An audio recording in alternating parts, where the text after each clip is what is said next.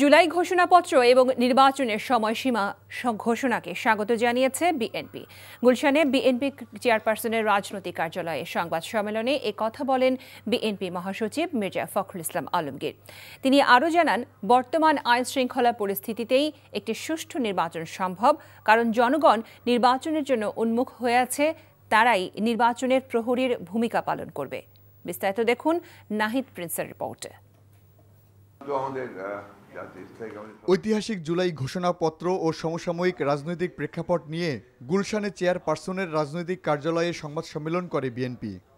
এ সময় জুলাই ঘোষণাকে স্বাগত জানিয়ে দলের মহাসচিব মির্জা ফখরুল ইসলাম আলমগীর বলেন, এই ঘোষণার মাধ্যমে দেশের গণতান্ত্রিক অচলাবস্থা কাটিয়ে ওঠার পথ তৈরি হলো।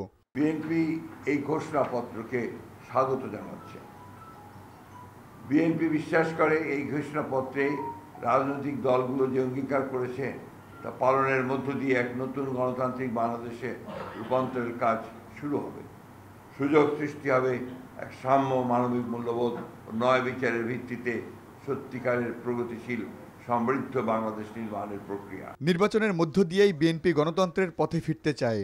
রাজনৈতিক সংকট কাটাতে একটি গ্রহণযোগ্য নির্বাচন দরকার উল্লেখ করে তিনি বলেন, বর্তমান আইন শৃঙ্খলা পরিস্থিতিতে এই সুষ্ঠু নির্বাচন সম্ভব। 3 মাসে আপনার 91-তে আপনার নির্বাচন হয়েছে, তখন একটা ছাত্র গণ অভ্যুত্থানের পরে সেই নির্বাচন হয়েছিল। পরবর্তী সমস্ত নির্বাচনগুলো আপনারা লক্ষ্য করেছেন 3 মাসের মধ্যে সম্ভব হয়েছে, এবং এটা এখন আরও বেশি করে সম্ভব যে জনগণ এই নির্বাচনটা চায়। জনগণই আইন শৃঙ্খলা রক্ষার জন্য সবচেয়ে বড় প্রহরী হয়ে দাঁড়াবে। সংবাদ সম্মেলনে স্থায়ী কমিটির সদস্য সালাউদ্দিন আহমেদ বলেন, সংস্কার নিয়ে যে বিষয়গুলোতে ঐক্যমত হয়েছে তা পরবর্তীতে সংসদে বাস্তবায়ন হবে, এটাই সংবিধানসম্মত পথ। মাননীয় প্রধান উপদেষ্টা ঘোষণাপত্রের মধ্যে যেটা উল্লেখ করেছেন, এটাই হচ্ছে একমাত্র বৈধ প্রক্রিয়া। পরবর্তী নির্বাচিত সংসদ সংবিধানের যাবতীয় সংস্কার বা সংশোধনী এগুলো বাস্তবায়ন করবে, এটাই আইনি এবং সাংবিধানিক প্রক্রিয়া।